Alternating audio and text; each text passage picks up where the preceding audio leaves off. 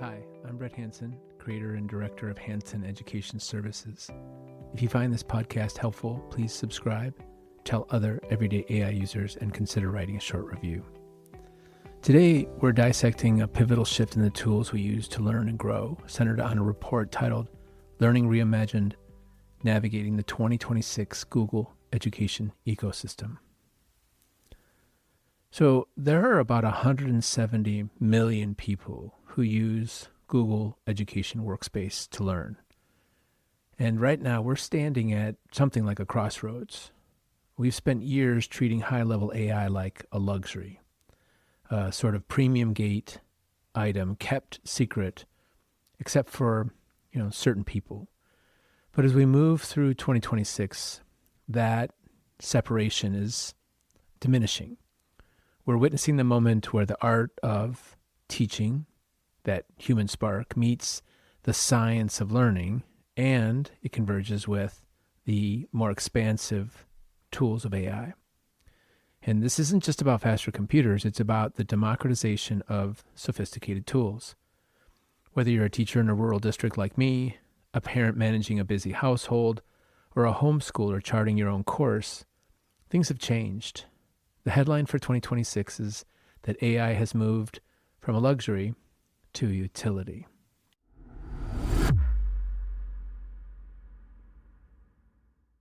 Before we talk about the future, we have to talk about a little bit of house cleaning. There's a deadline coming up that very few people know about. I didn't know about it until I started researching for this episode. And it is called the storage cliff. Specifically, by October 5th, 2026, Google is shifting how it handles what it calls orphan data, files and calendars left behind when accounts are disabled or deleted. So if you're a student graduating, a teacher moving districts, or a parent whose child is leaving a specific school ecosystem, you need to know that you have to get your data if you want to be able to keep it.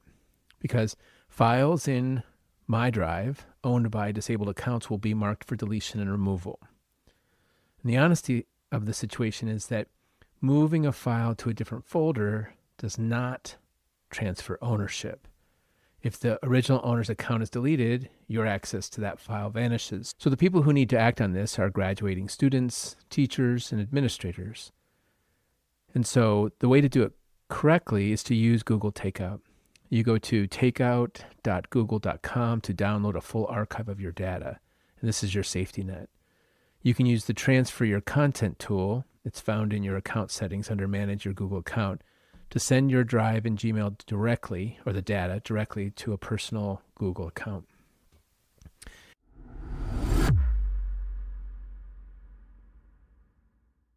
So there's this misconception that these changes are only for big school districts with massive budgets. And the truth is they're not. This update is about equalizing the field, or Google's attempt to equalize the learning field. In the US, Google Workspace for Education is now fully available to homeschools, providing the same suite of collaboration and AI tools used by major institutions. For parents and independent learners, this means the AI divide is narrowing. You now have access to the same Gemini models and Help Me Write features that were once reserved for elite universities or schools that could pay a high premium. Whether you're using a personal account or a dedicated homeschool workspace, tools like NotebookLM are now available to everyone. The difference is in the protection.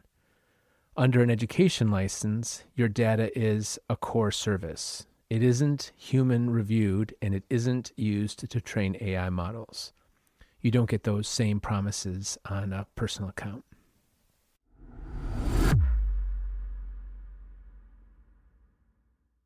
We are seeing a massive rise in active learning, moving away from just consuming information to synthesizing it and learning how to use tools to synthesize it. This is where something like NotebookLM shines.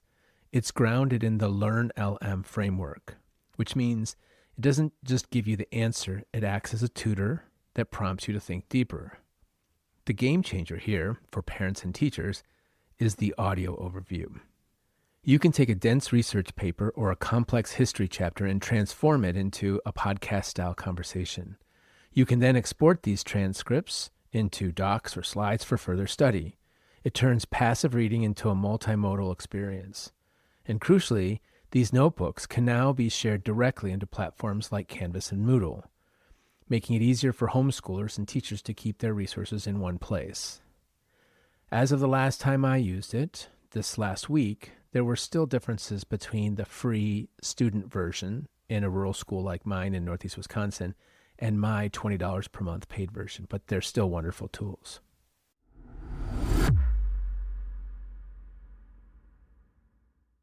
For the educators and parents managing students, Google Classroom has evolved into an actionable dashboard.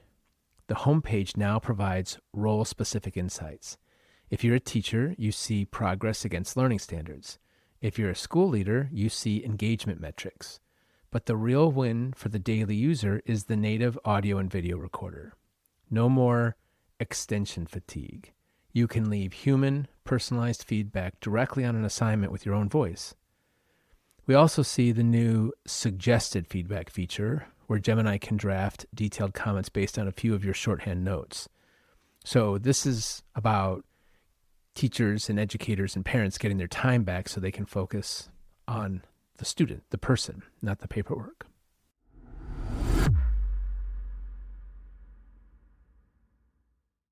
It's important to remember we cannot run 2026 software on 2016 Chromebooks and expect to get the best results. The 2026 Chromebook Plus is the AI-optimized gateway we've been waiting for. These devices now carry dedicated neural processing units, they're called NPUs, that allow for AI processing at the system level. This means help me read and help me write happen locally on the machine, which is faster and better for privacy. We're also seeing the debut of Gemini 3 Pro and Gemini 3 Flash alongside Nano Banana Pro, a model specifically designed to help visualize complex information. For teachers with touchscreens, Universal Annotations now allows you to draw over any website or app, so you stay mobile. You can stay in the room with the students or at their desks, and the technology supports your movement. It doesn't tether you to your teacher's desk. But I'll be honest, with this much power comes a lot of responsibility. For parents, we have to remember that AI is technology, and it should never be trusted, never fully trusted. We should always be skeptical. And it picks up on patterns, but it doesn't feel anything. So we have to teach our students to critically evaluate responses because AI can still make mistakes. It can still hallucinate. Now, it's gotten a lot better, but we still have to be careful. And we want to teach our students and our children to be critical anyways. We want to teach them to be ethical skeptics because we never want to give up the choice and the decisions to AI. On the institutional side, the policy is solid. I know that there are a lot of things to dislike about Google, but their dedication to protecting students as a major tech lab is pretty strong. When you're working in the Google Education Workspace, you own your data. Google does not use your school-generated IP to train its models. And this commitment is backed by the Common Sense Media Privacy Seal. So it's a fortress for learning, provided we use it, with our eyes open and we don't give up our autonomy and agency.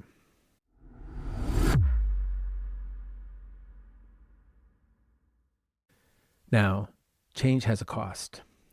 Starting in 2025 and then moving into 2026, all staff have to be covered under paid licenses. The free staff license policy has ended. Education Plus has moved to $6 per user per year, and the Teaching and Learning add-on is $60 per user annually. It is a shift in investment, but one that centers on bringing these tools to the front lines for more students. Technology should never replace the educator or the parent. Its role is to clear the path so we have time to inspire. We can be more of a mentor and less of a bureaucrat. So we don't have to try to master all of this right away. You can pick one tool, maybe a native audio note or a NotebookLM summary, and start there.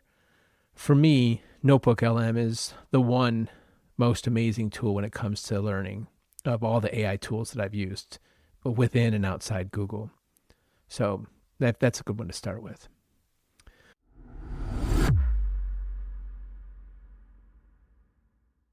For more information and resources on navigating this ecosystem or AI in general, visit hansoneducationservices.com. Thanks for your time. Talk to you next time.